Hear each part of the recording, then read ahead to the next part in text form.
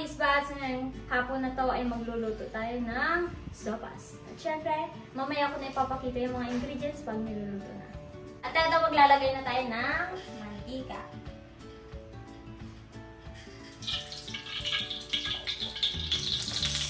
At syempre, magigisa na tayo. Unahan natin yung bawang.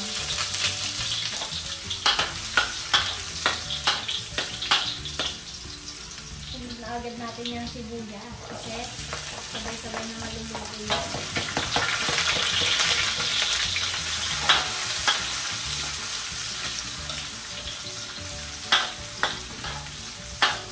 At ito, ilalagay na natin yung corned beef.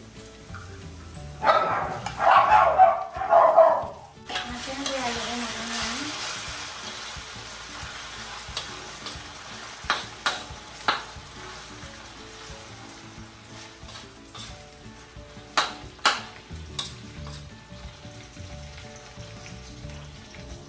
At syempre, ilalagay na natin yung manok. Yan, pag ganyan, tipla na agad yan ng paminta.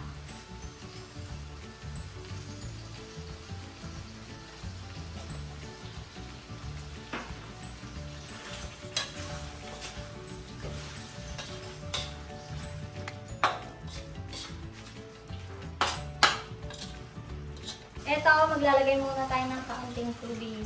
Yung palamig muna ng manok. Ito, pag kumulo-kulo to, ilalagay na natin yung dalawang Knorr shrimp cubes. Ay, hindi. Knorr chicken cubes. Wala.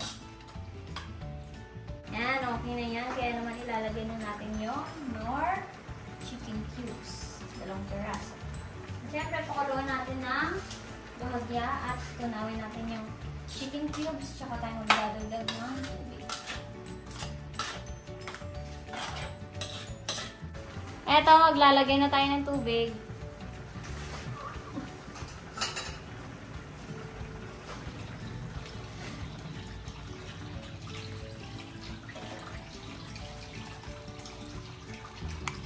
Ayan, okay na yan.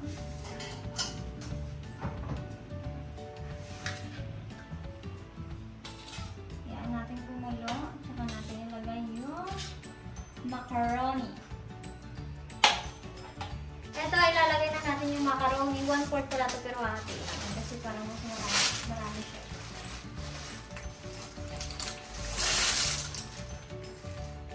Ayun, saan na natin?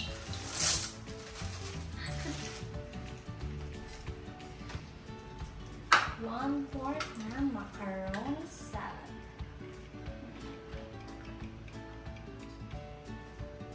Ito, ilalagay na natin yung hotdog kasi nga okay na yung ating macaroni.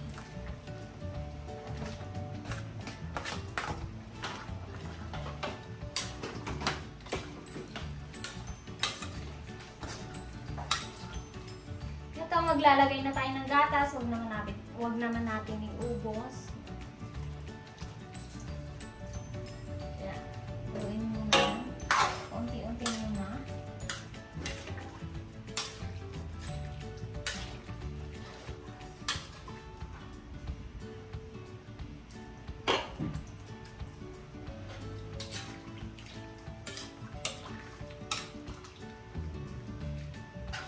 Yan, okay na to.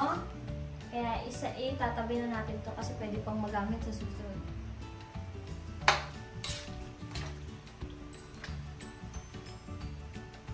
O, ilalagay na natin yung pampalasa. Nagusin namin yung kuli na sarap. Yan. At halo-halo. Tsaka natin ilagay yung gulay. Ito na ito lahat, kaya naman ilalagay na natin yung gulay para yung okay. Pag lumambot yung gulay, luto na ito, kaya papakita na lang natin pag luto na. Yan, luto na yung ating sopas. At ayun guys, nakita nyo naman kung paano natin lutuin yung sopas. Kaya naman kung nagustuhan mo yung pagluto ko nun, Siyempre, huwag po kalimutan mag-like, share, and subscribe.